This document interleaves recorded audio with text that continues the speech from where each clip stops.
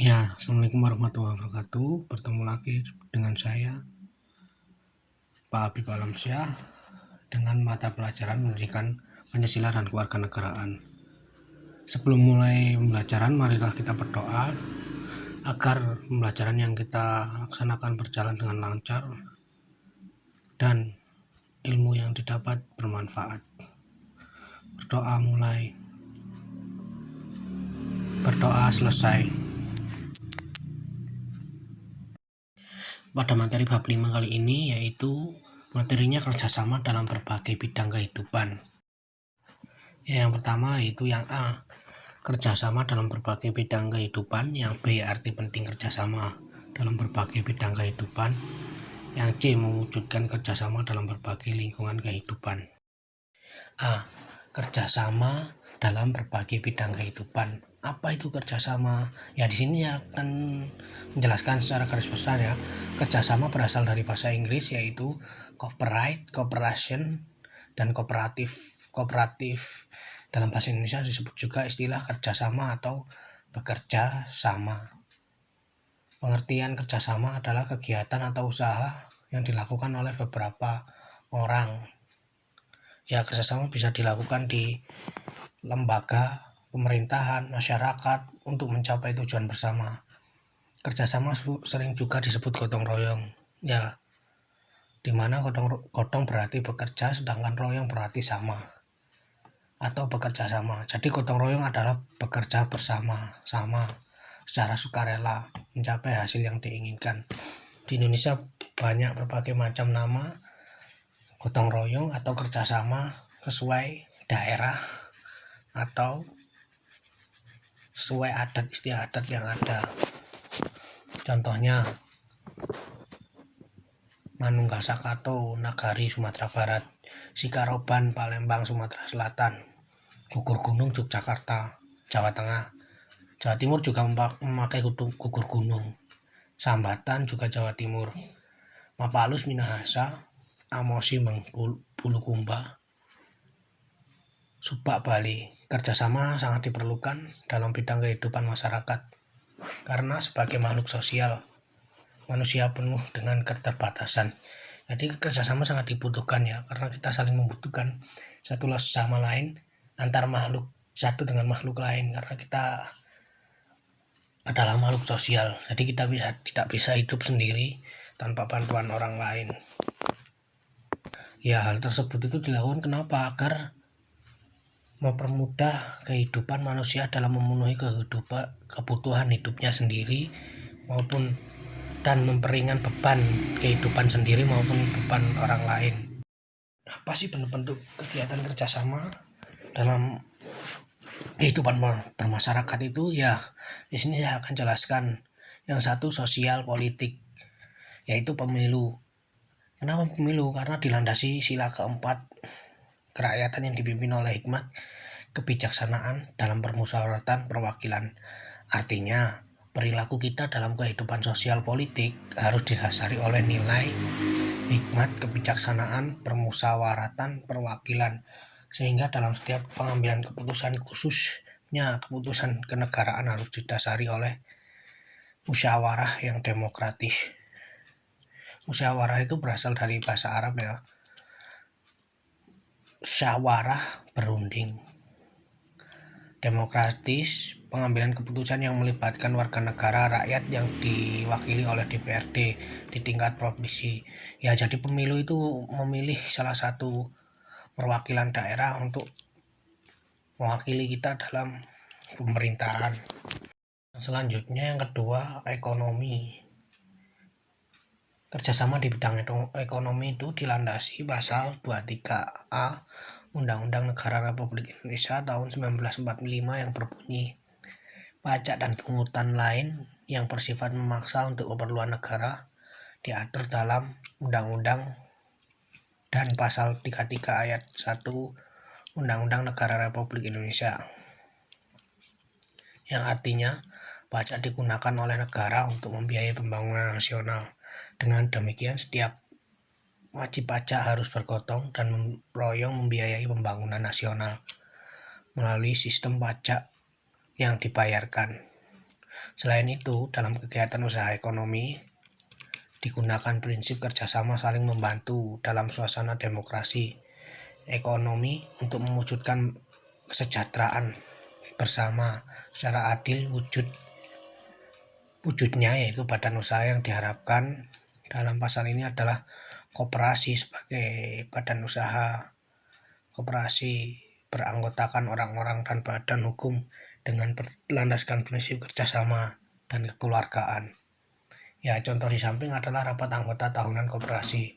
Ya, jadi kerjasama di bidang ekonomi itu contohnya yaitu kita membayar pajak ke pemerintah, membayar pajak tanah, membayar pajak kendaraan, dan juga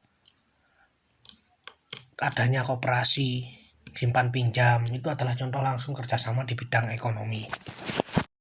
Yang ketiga yaitu kerjasama di bidang pertahanan dan keamanan. Yang menjadi kader pertahanan dan keamanan dilandasi pasal 30 ayat 1 Undang-Undang Negara Republik Indonesia yang berbunyi, tiap-tiap warga negara berhak dan wajib ikut serta dalam usaha mempertahankan dan keamanan negara. Yang pasal selanjutnya yaitu pasal 27 ayat 3 yang berbunyi, setiap warga negara berhak dan wajib ikut serta dalam upaya pembelaan negara. Artinya bagaimana? Artinya setiap warga negara harus melakukan kerjasama untuk mewujudkan keamanan dan pertahanan negara. Kerjasama warga negara untuk mewujudkan pertahanan dan keamanan negara merupakan contoh sikap dari bela negara. Bela negara adalah sikap mental yang dimiliki seseorang atau kelompok orang untuk ikut serta dalam usaha melindungi dan mempertahankan keberadaan bangsa dan negara. Bagi bangsa Indonesia, bela negara adalah hak dan merupakan kewajiban setiap warga negara. Contohnya menjadi kader bela negara. Jadi menjadi kader bela negara itu adalah kewajiban bagi bangsa Indonesia. Misalnya suatu saat terjadi peperangan dan kekuatan TNI militer membutuhkan, kita sebagai masyarakat harus turun langsung dan ikut serta dalam pembelaan negara atau mempertahankan keamanan negara. Itu adalah kewajiban semua masyarakat di Indonesia. Contohnya kalau di luar negeri itu Korea Selatan mewajibkan masyarakatnya atau penduduknya itu wajib militer. Jadi semuanya wajib melakukan pelatihan militer dan pendidikan militer. Tapi akhir-akhir ini pemerintah Indonesia juga terobsesi mewujudkan peraturan seperti itu yang tercantum dalam peraturan nomor 3 tahun 2021.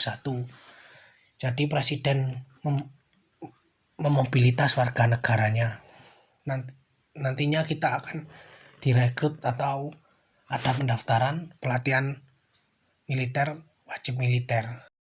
Yang keempat, kerjasama antar umat beragama dilandasi pasal 29 ayat 2 tahun 1945 yang berbunyi, negara menjamin kemerdekaan tiap-tiap penduduk untuk memeluk agamanya masing-masing dan beribadat menurut agama dan kepercayaannya itu. Yang artinya kerjasama antar umat beragama dalam berbagai bidang kehidupan dilakukan untuk mewujudkan kerukunan hidup. Meskipun demikian, kerjasama antar umat beragama bukan dalam hal keyakinan agama.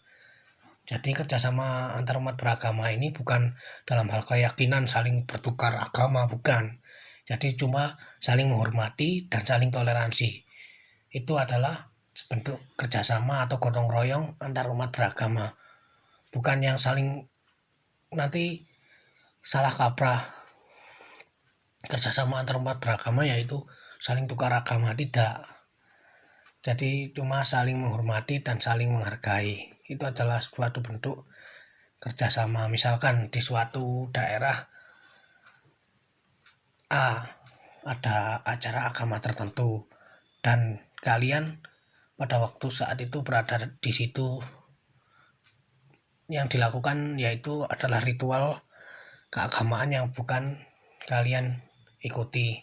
Kalian bagaimana? Jadi kalian harus menghormati. Yang selanjutnya yaitu yang B, arti penting kerjasama dalam berbagai bidang. bagaimana bangsa Indonesia dapat mencapai kemerdekaan Indonesia setelah lama dijajah oleh Belanda, yaitu 350 tahun. Kemerdekaan negara Indonesia yang telah dicapai atas berkat rahmat Tuhan Yang Maha Esa dan merupakan bentuk kerjasama dari seluruh rakyat Indonesia dalam bersatu padu mengusir penjajah dari bumi pertiwi Indonesia.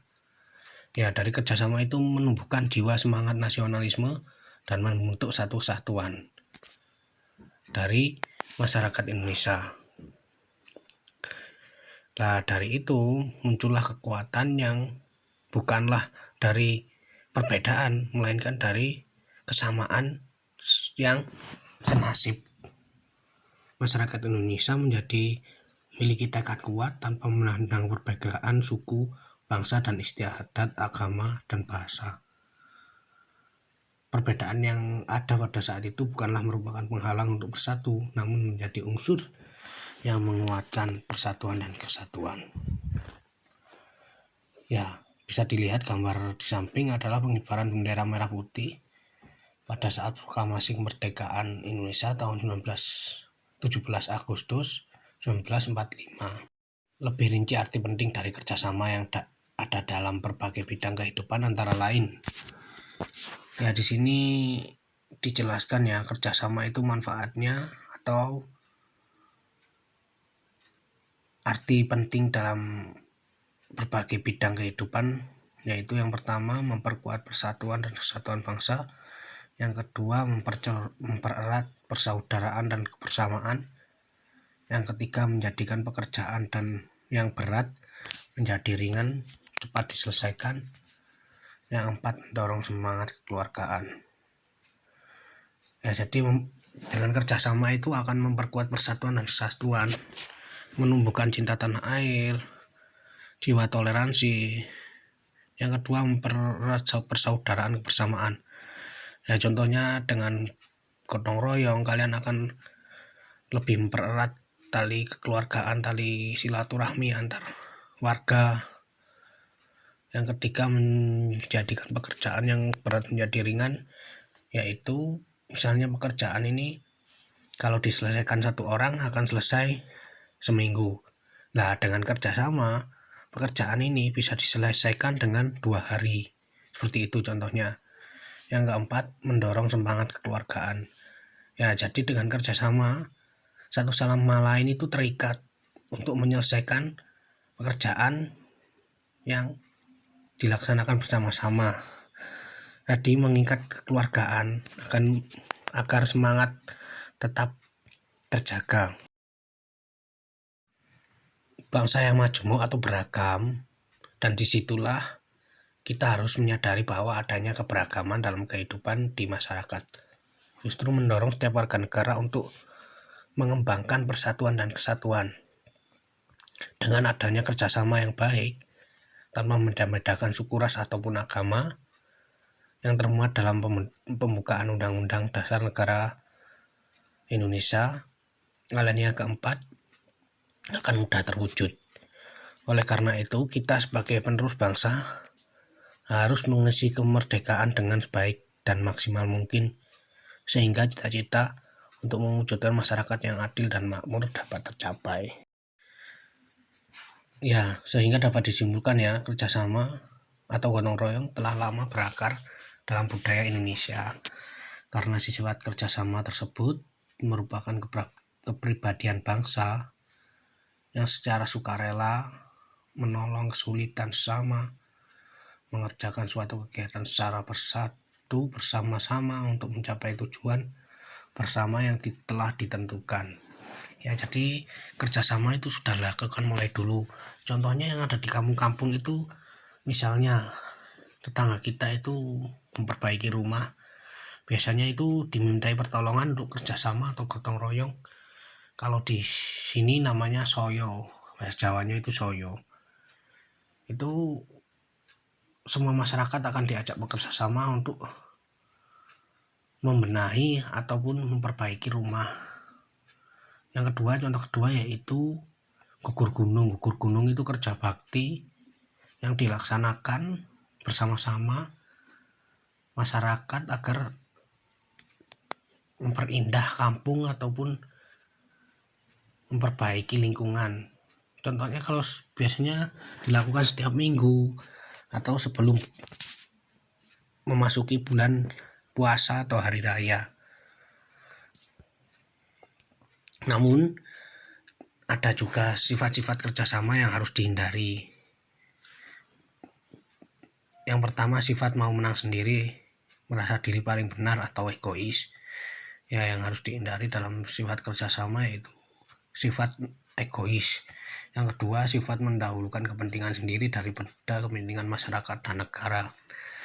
Jadi sifat mendahulukan kepentingan sendiri itu lebih mengutamakan diri sendiri daripada kepentingan yang berlaku di masyarakat. Yang ketiga, sifat eksklusif, yaitu memisahkan diri dari kehidupan bermasyarakat. Yang ketiga ini contohnya itu masyarakat yang tidak mau berbaur dengan lingkungan atau tidak mau mengikuti aturan yang ada di masyarakat. Yang keempat, sifat primordial, yaitu sifat kesukaan yang berlebihan. Yang keempat ini primordial, yaitu sifat yang berlebihan, melebih-lebihkan lah, sukanya menyendiri dan berlebih-lebihan dalam beberapa hal atau semua hal. Dalam berkembangnya budaya dan zaman, kerjasama yang ada saat ini memang sudah mulai luntur.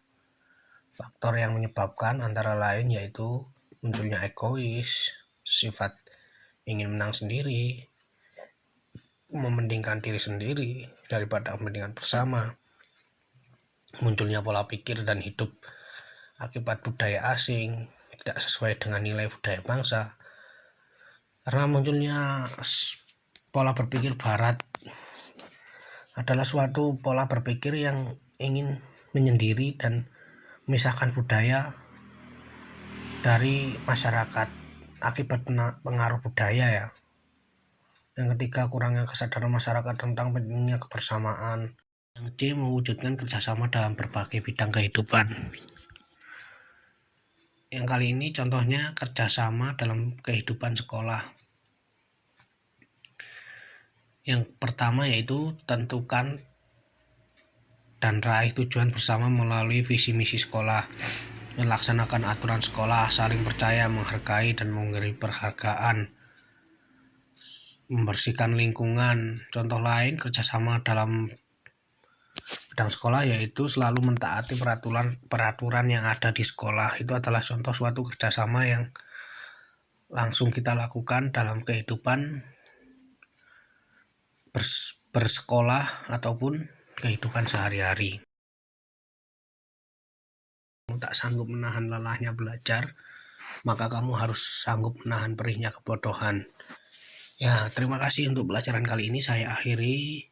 Semoga ilmu yang kita pelajari bisa bermanfaat, berguna. Selalu jaga kesehatan ya tentunya. Suasana pandemi seperti ini. Saya akhiri. Wassalamualaikum warahmatullahi wabarakatuh. Untuk ulangan hariannya segera dikerjakan dan bisa dikumpulkan melalui Google Classroom. Terima kasih.